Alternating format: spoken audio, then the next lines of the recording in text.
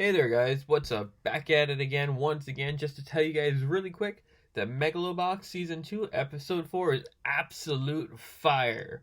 This has been one of the best episodes of the entire series.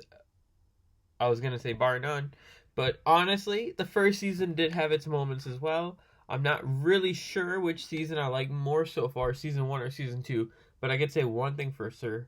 Megalobox is one of those series that I will adore for a long time to come. Many series are great in the moment, but you forget about most of the series, if not all of the series, as time goes on. Megalobox so far has not been one of those series that I have forgotten about. Since season 1, I have been into it. I remember it. Every time I see it, I'm like, wow, that was a great show. I remember the story. I remember Yuri. I remember everything about Joe. And you know what? Coming back in this second season, I was super scared that we were going to get one of those sequels where in the end they ruin everything that happens in the previous season. And luckily and happily, we never actually got that. So I'm extremely happy about the results. So, here's the thing. The main thing about this season is Chief. So far, from episode 1 through 4, I wouldn't go as far as to say this is Joe's episode as to say this is Chief's episode. If we were following Chief this entire time as the main character, and sometimes I did feel like we were following him as the main character in these first 4 episodes, and now I know why. I would say that this would still be a great show, right? Helping a man throughout his own journey and with all of his drug problems and addictions and all the pain and loss he's gotten, helping him to get over it, as Chief is older than Joe, although Joe is much more experienced in the ring, and Joe is the light of hope for these people, and he is the one that inspired all of them to come here in the first place and do what they need to do. Chief is older, he has that time, he has that age, and he had that wisdom. So, if you guys have seen or haven't seen episode 4, that would depend on what I could tell you to do. So if you have seen it, this is great. Continue watching. If you have not seen episode 4 of Megalobox, do not continue watching this. You have been warned. Okay? Now I'm going to let you guys know the real reason that I'm actually making this review. Because honestly, I was going to let this season just blow over and just continue like normal. Chief dies. So, in episode 1, we're introduced to Chief and we're introduced to Joe yet again. In this section of the story, Joe is going through depression and all these other sorts of things because the old man was tortured and he eventually died because of Joe's work in the ring and everything that happened in season 1. So that's weighing super heavy on his conscience. He's taking extreme painkillers and a lot of drugs just to keep going. And he's fighting again in the underground, almost as he did originally. And he is refusing to go down. So as a result, most of his matches haven't really been getting him what he needs. Those drugs that he's looking for, he hasn't been getting them. So he's going through withdrawal and all sorts of things as he's trying to break the cycle. And here comes along Chief. And Chief just drops some knowledge on him. He's like, I know what you're doing and it's not going to work. You have to get through this. You have to drop those. And when they, it's in a bar randomly and, we don't really think much of it. I mean, I did because I saw Chief and I'm like, okay, different character design. He actually speaks to Joe. He'll probably come back up later. And to our amazement, he does come back up later. Except for he's in the ring with Joe. And he throws the match in front of Joe and Joe is just mad. Joe knows that he could have won. He might have been able to win, but Chief throws the match and he goes down. Now, the reason Chief goes down is because his real reason for fighting in these matches is just to get money so he can take care of his family. His family has emigrated to the US and they're going through a lot of troubles and they're trying to get pushed off the land that they have, and their only way to get off of it is to buy it, pretty much. So Chief's whole goal here is to make enough money so he can buy the land so he can fulfill the dream that he came here for, so he could actually do what he told him he was going to do. So what makes this so great is that from episode 1 through 4, we get to see both Chief and Joe's experiences. Joe is going through so many withdrawals. He's seeing the old man everywhere as he's trying to quit the drugs. And he's being given advice by Chief. throughout this entire process. There's a whole moment where his body starts reacting super badly because of all the painkillers he's been taking and the fact that he hasn't taken it, and the withdrawal goes through it heavy. And Chief is like, you know what? I went through it too. And it turns out Chief went through something much similar when his son died. And he started doing all these same sort of things that Joe did. So he was the one able to walk him through it. Likewise, though, we get to watch Chief be walked through everything with Joe. Joe has been through the ring before. He has won the championships, and he's the reason that the old man is actually in here doing this, Chief. So, it's amazing to watch these two characters, one with his wisdom and the other with his just knowledge from experience, right?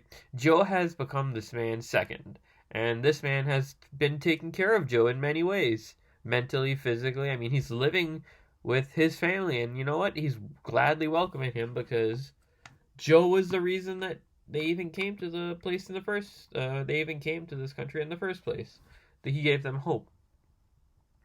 So, like I said before, the reason I am making this review is just because of the fact that Chief died. The fact that Chief dies means that this is a perfect stamp that this character was not a throwaway character. He's not a character that's going to be important for the entire story. I mean, he might be spiritually, but he won't be there physically. And you know what? I'm okay with it. I really am. We were watching this guy trying to kick these people off the land, and this little kid in the group has been going through problems all the way up until he throws a Molotov into his own group's living quarters and catches a fire. Chief runs in the fire just so he can get a picture of his wife and son, who he blames himself a little bit for them dying. And it's really touching to see. But the main thing is that the kid on his own is actually growing as well. As Chief has been going through all this poor kid has been dragged from his home country all the way to this new country to try to live a better life. But in reality, everything has gotten worse for him in many ways. So he's trying to cope with it, and he's trying to get along with these people that are actually terrorizing his own people. And at the end of it, when he's about to travel away, he sees lights flickering, and he realizes hummingbirds, for his people, according to what Chief said, whenever you see hummingbirds, it's letting you know there's a place to return, there's a place home. So he actually runs back to the ring, because Chief is in the middle of his final match. Now, the matches have been going through, one by one, with Chief and Joe as a second. But honestly, that's not the main focus of the episode. In Season 1, the main focus of the episode was between Joe and Yuri. And you know what? It was amazing because we were focusing on the fights. We were focusing on the action. And we were focusing on the action and what it really means to these characters. In this season, we're doing the same exact thing, but a much different route. The fights are secondary, right? So far, these fights are secondary to the main thing. The main thing is we get to watch Chief and Joe grow together simultaneously, and ultimately Chief dies. So I think that Chief knew he was going to die for the simple fact that while he was fighting, he said, I think my family said that it's not time yet. They're giving me a little bit of extra time. And once the fight was over, he's talking to Joe. He's like, you know what? I think if I go to sleep, I'll wake up and I'll realize it was all just a dream, and I don't want to go to sleep, and I completely get that. But the crazy thing is that he actually just dies in his sleep. I mean, I don't know what I was expecting, but I wasn't expecting him to just die like that. A lot of flags were coming up, and I did suspect he was gonna die when I realized he went to sleep in the car. But I didn't expect him to die like that. So, this show does not cease to amaze me. And the episode ends with Joe leaving on his own to go see what's up with, his previous family, the kid that was with him and the old man. So you know what? Episode 4 of Megalobox Season 2, absolutely amazing. This is one of those series that if you guys love sports, or you guys love like a little bit of a tragedy story, I say tragedy, but I mean like a little bit of a sad backstory, this is really the type of show for you, right?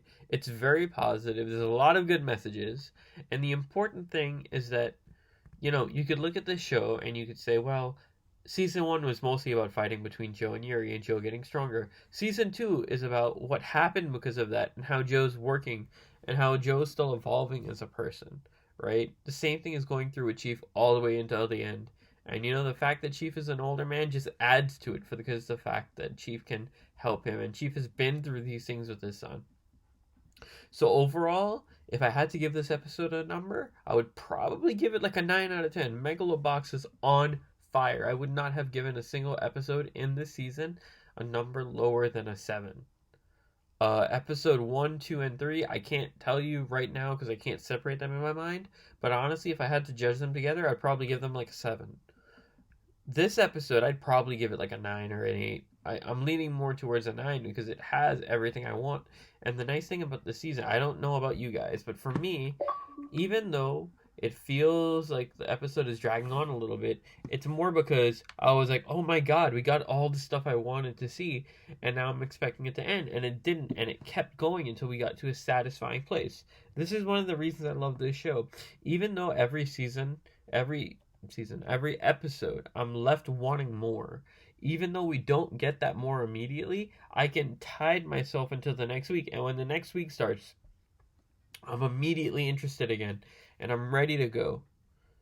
So, you know what, guys? I really highly recommend that you guys watch Megalobox Season 2, Episode 1, 2, 3, and 4. And you know what? We're going to be reviewing this show weekly on this channel. So if you guys are into Megalobox, I can't wait to see you there. And as always, guys, try not to die. It's bad for your health. Have a great day. And you know what? I'll see you next time.